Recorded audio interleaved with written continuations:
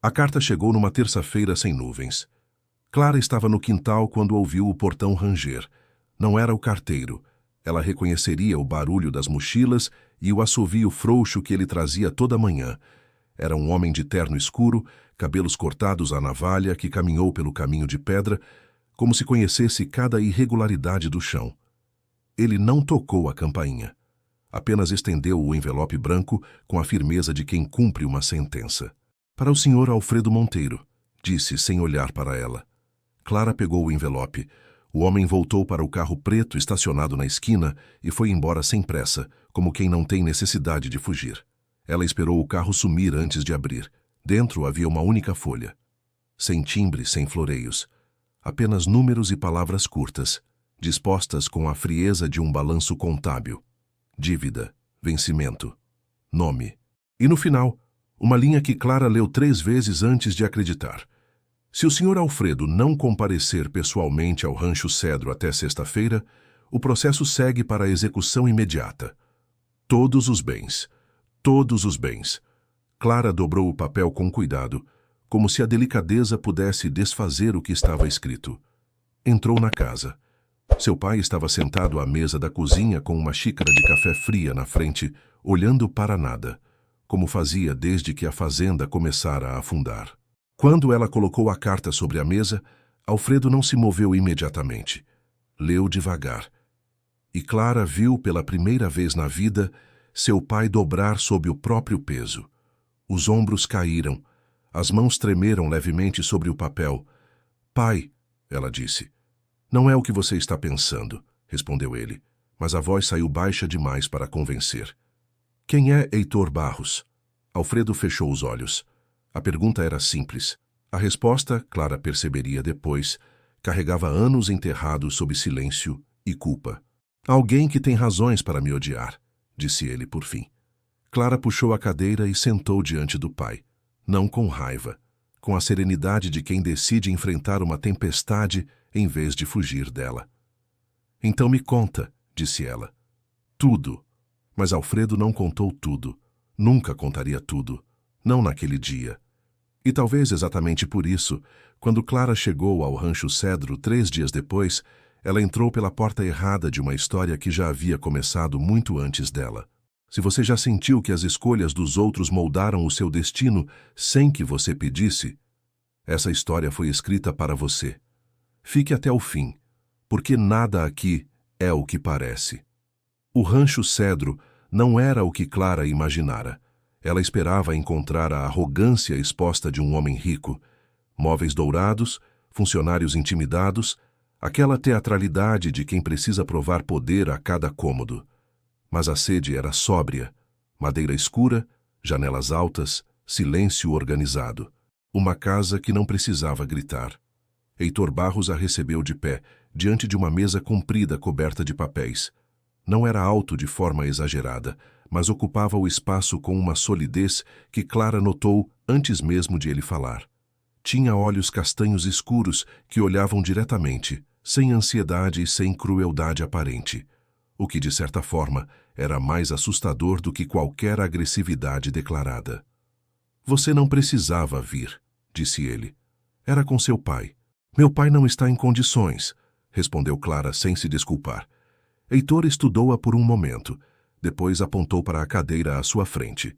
Ela sentou. Ele também. A dívida é real, disse ele. E a execução também. Não vim inventar problemas para a família de vocês. Vim cobrar o que é meu. Eu sei, disse Clara. Mas você não veio só para isso. Uma pausa breve, quase imperceptível. Não, concordou ele. O que Heitor propôs naquele dia não era simples de nomear. Não era um contrato de trabalho, nem exatamente um casamento no sentido convencional. Era uma convivência formal, documentada, por tempo indeterminado. Clara viveria no Rancho Cedro. Representaria a família Barros em compromissos sociais. Em troca, a dívida seria suspensa e o nome de Alfredo protegido.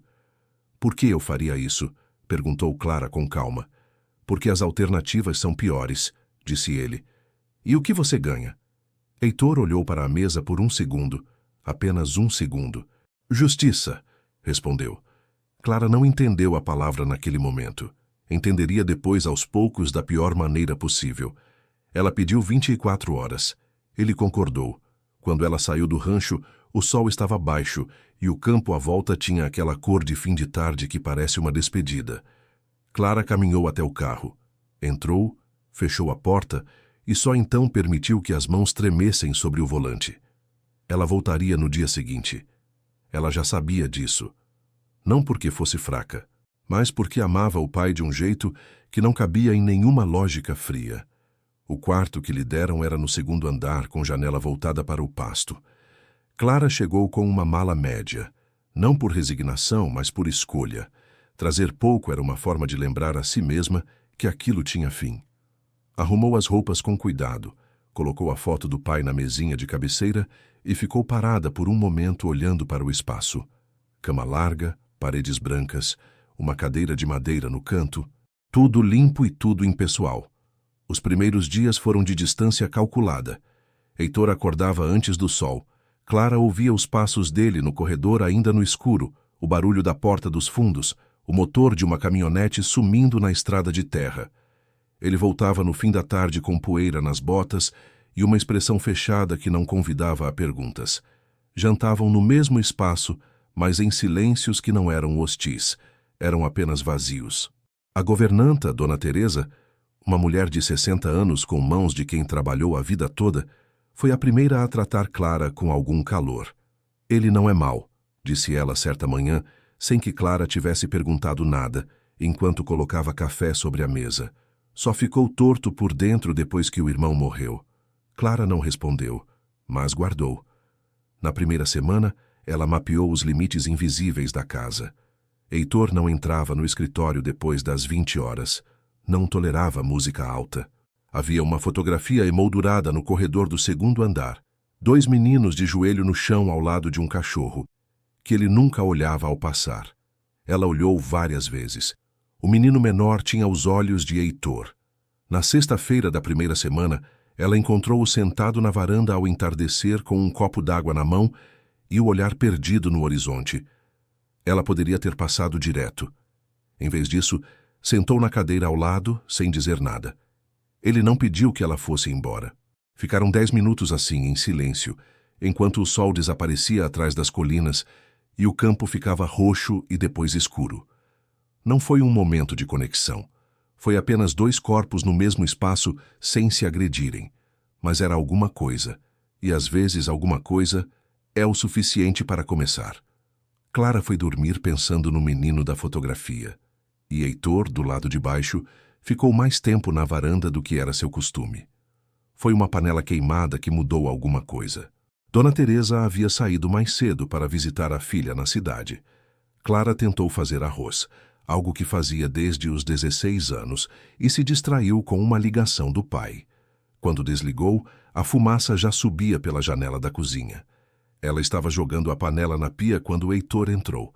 Olhou a fumaça, olhou o arroz carbonizado, olhou Clara com a panela na mão e uma expressão entre o constrangimento e a irritação. Então, fez algo que ela não esperava. Abriu a geladeira, tirou ovos e queijo e começou a fazer omelete sem dizer uma palavra. Clara ficou parada por um momento. Depois lavou a panela. Eles comeram em silêncio, mas era um silêncio diferente dos anteriores. Tinha algum calor dentro dele. Seu irmão, disse ela mais tarde quando os pratos já estavam na pia. Como ele era? Heitor não respondeu imediatamente. Ela esperou, sem pressionar. Irrequieto, disse ele por fim. Do tipo que precisava tocar em tudo, para entender como funcionava. Quebrava mais coisas do que consertava. Um traço de algo passou pelo rosto dele. Não era exatamente um sorriso. Era o fantasma de um. Como ele morreu? Perguntou Clara. O fantasma desapareceu. Acidente, disse Heitor, fechado de novo, no limite das terras do seu pai. Ele foi embora antes que ela pudesse dizer mais alguma coisa, mas nos dias seguintes, Clara notou mudanças pequenas. Ele passou a avisar quando chegaria tarde. Certa manhã deixou uma xícara de café já pronta na beira do fogão antes de sair, sem comentar, sem esperar agradecimento. Ela chegou à cozinha e ficou olhando para a xícara por um tempo que não conseguiu medir. Havia um livro de botânica na estante da sala que ela estava folheando quando ele entrou certa noite. "Você lê isso?" perguntou ela. "Meu irmão lia", respondeu ele. Ele tirou o livro da mão dela com cuidado. Virou algumas páginas. Mostrou uma ilustração de planta, um cactus com flores amarelas, com uma anotação a lápis na margem. Letra infantil. Floresceu, 1509. Por que só uma vez? Clara olhou para a pergunta escrita há anos por um menino morto e sentiu algo apertar no peito. Heitor fechou o livro devagar e o colocou de volta na estante. Ela viu as mãos dele hesitarem um segundo sobre a lombada antes de soltar. Esse foi o momento em que Clara começou a entender que Heitor não era o monstro da carta. O que ele era, ainda não sabia dizer. Choveu forte na terceira semana de outubro.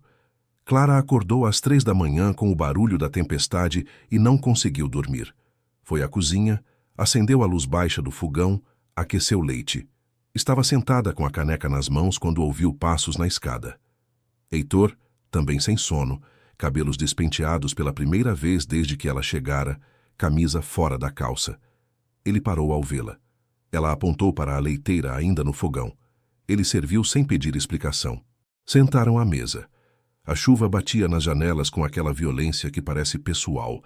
A luz baixa deixava tudo âmbar e impreciso. "Você tem medo de tempestade?" perguntou ele, olhando para a janela. "Quando era pequena, sim. Meu pai ficava acordado comigo." O que ele fazia? Contava histórias ruins de propósito, inventadas sem sentido nenhum, para eu rir em vez de ter medo. Heitor ficou quieto por um momento. "Meu irmão tinha medo de trovão", disse ele. Eu fingia que também tinha para ele não se sentir sozinho. Clara olhou para ele. Ele não estava olhando para ela, estava olhando para a janela, mas havia algo aberto naquele perfil que ela não havia visto antes. Uma fresta. "Como ele se chamava?" perguntou ela.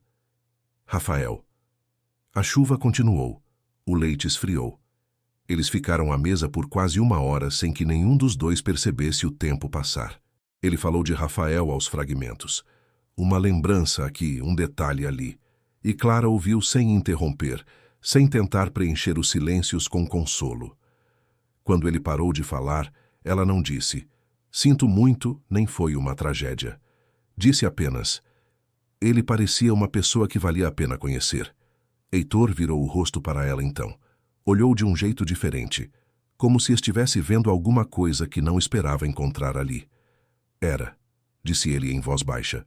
"Se você chegou até aqui, você já sabe que essa história vai doer antes de curar. Deixa o like e continua, porque o que vem a seguir muda tudo." Depois daquela noite, alguma coisa deslocou no eixo entre eles.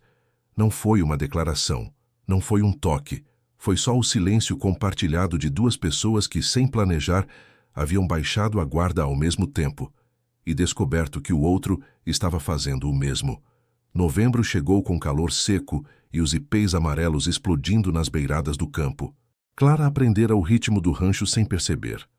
Sabia a que horas a luz do escritório de Heitor acendia, quais dias ele chegava com fome e quais dias chegava com aquela tensão nos ombros que significava que algo havia dado errado nas terras. Aprendera também que ele não queria conversa nesses dias, queria só silêncio funcional, presença sem demanda. E ela dava isso. Sem estratégia, simplesmente porque havia aprendido a lê-lo. Numa tarde de sábado, ele a chamou para acompanhá-lo até uma parte mais remota da fazenda, uma área de mata que bordejava o limite das antigas terras de Alfredo. Subiram numa caminhonete velha, janelas abertas, poeira laranja voando para dentro. Heitor não explicou para onde iam.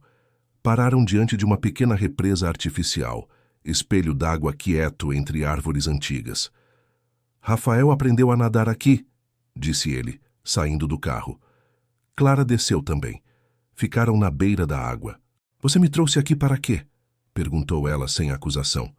"Não sei", respondeu ele, com uma honestidade que pareceu custar. Ela aceitou isso. Ficaram ali por um tempo longo. Em algum momento ele sentou na grama e ela sentou ao lado. Seus braços quase se tocavam.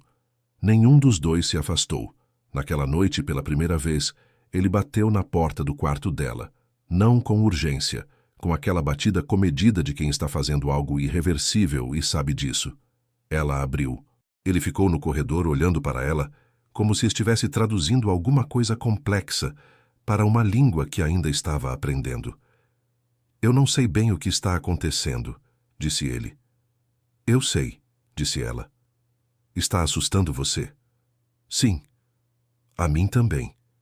Ele não entrou no quarto naquela noite, mas ficou parado no corredor por um momento, e ela ficou parada no batente da porta, e o espaço entre os dois era pequeno e cheio. Nos dias que se seguiram, algo floresceu, devagar, sem alarde, como aquela planta do livro de Rafael que só floresceu uma vez e deixou a pergunta escrita para sempre na margem da página. Clara sentiu o amor chegando como se sente uma mudança de temperatura. Não com euforia, com uma espécie de reconhecimento quieto. E dentro de Heitor, pela primeira vez em anos, o plano de vingança começou a parecer menor do que havia parecido antes. Menor e mais pesado. O envelope estava sobre a mesa do escritório. Clara não estava bisbilhotando. Havia entrado para deixar café. Heitor havia pedido pelo interfone da fazenda, estava em reunião remota.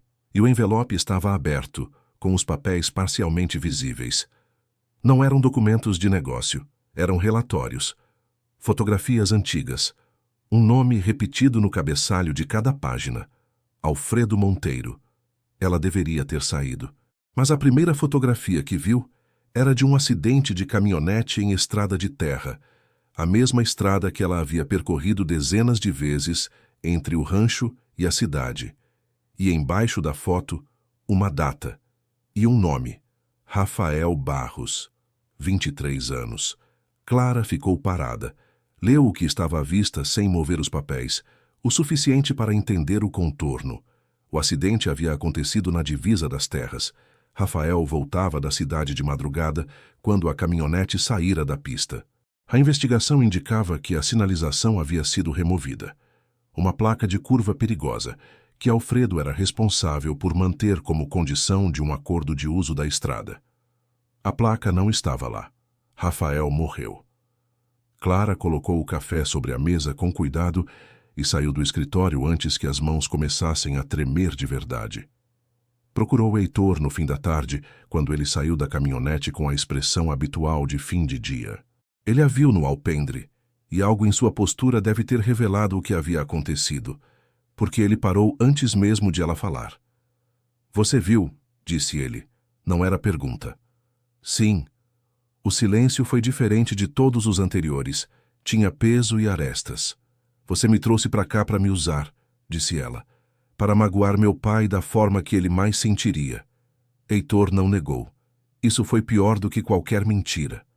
No começo era isso, disse ele. E agora? Ele abriu a boca. Fechou. Havia algo genuíno no rosto dele naquele momento. Algo que parecia custar mais do que o orgulho. Mas para Clara, naquele instante, não era suficiente. Meu pai, disse ela, com a voz firme apesar de tudo, é um homem que cometeu um erro que não tem conserto. Eu sei disso, mas você me usou. Você me olhou nos olhos todas as noites e me usou. Ela entrou na casa. Naquela noite, fez a mala. Não toda. As mãos não obedeciam direito. Sentou na cama com a foto do pai na mão e ficou assim até o quarto escurecer completamente. Heitor não foi bater na porta. E essa ausência, paradoxalmente, foi a coisa mais honesta que ele fez desde que ela chegou. Clara voltou para a casa do pai com uma caixa de papelão e sem explicações. Alfredo a recebeu sem perguntas, o que significava que ele sabia ou suspeitava, ou simplesmente estava velho demais para fingir surpresa com as consequências das próprias escolhas. Ela ficou uma semana sem sair do quarto de infância, não de prostração, mas de necessidade de silêncio, de processar. Na segunda semana, foi ao médico por uma razão diferente da que esperava. Grávida. 8 semanas. Clara ficou olhando para o exame por um tempo longo na sala de espera vazia, com o papel dobrado nas mãos, e pensou em coisas que não conseguiu organizar em palavras. Pensou em Rafael e no livro de botânica. Pensou na represa de água quieta. Pensou na batida comedida na porta do quarto. Pensou em Heitor, que havia feito algo errado de uma forma complicada. Não por crueldade, mas por uma dor que nunca havia aprendido a colocar em outro lugar. Isso não tornava as coisas certas, mas tornava as coisas mais complexas do que o ódio simples conseguia acomodar.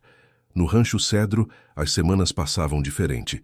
Dona Teresa notou que Heitor parou de jantar, que o escritório ficava aceso até a madrugada, que ele fazia o caminho até a represa à tarde e ficava lá sozinho por horas.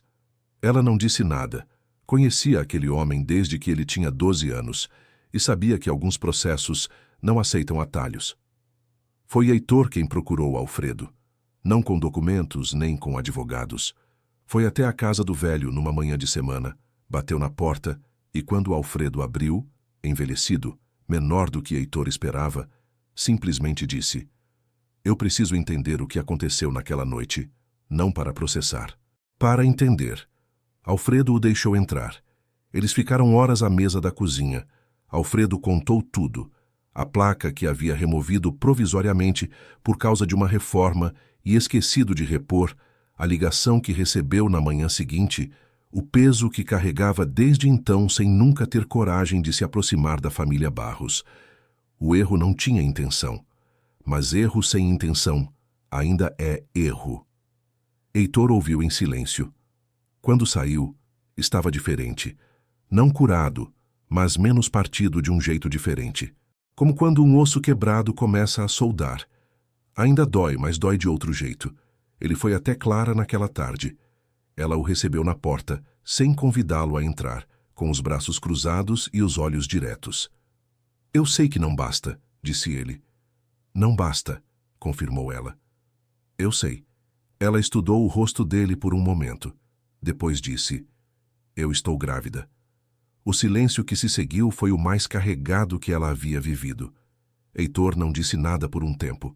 Apenas a olhou, com uma expressão que Clara não conseguiu nomear completamente, mas que tinha dentro dela algo que se parecia muito com o começo de um homem tentando, de fato, ser diferente. A menina nasceu numa manhã de abril, quando os ipês estavam roxos. Clara escolheu o nome sozinha, não como concessão nem como mensagem. Escolheu porque nos meses de gestação havia pensado muito no menino do livro de botânica que escrevia perguntas nas margens das páginas. Havia algo naquele gesto, a teimosia de registrar curiosidade, mesmo sabendo que talvez nunca viesse a resposta, que parecia exatamente o tipo de coisa que ela queria que a filha carregasse. Rafaela. Heitor soube do nome antes do nascimento. Não pediu para mudar. Ficou em silêncio quando Clara disse, e ela viu algo passar pelo rosto dele que não era tristeza simples. Era o tipo de coisa que acontece quando uma dor antiga encontra, inesperadamente, um lugar de repouso. Os meses entre a revelação e o nascimento não foram fáceis. Clara não voltou para o rancho imediatamente. Estabeleceu condições, não como punição, mas como necessidade real. Heitor respeitou cada uma. Havia sessões com um psicólogo que ela sugeriu e ele aceitou sem resistência, o que ela considerou em si uma forma de coragem. Havia conversas longas e difíceis sobre o que havia sido feito e o que isso havia custado a ambos. Havia silêncios que às vezes eram difíceis e às vezes começavam aos poucos a ter outro sabor. Alfredo visitou o rancho uma vez, em dezembro. Heitor o recebeu no alpendre. Os dois homens ficaram em pé por um momento sem se cumprimentar, medindo um peso que nenhuma linguagem consegue descrever completamente. Depois Alfredo estendeu a mão. Heitor olhou para ela por um segundo e apertou. Não era perdão. Era o reconhecimento de que algumas contas não fecham, mas a vida continua acontecendo do mesmo jeito e é preciso decidir o que fazer com isso.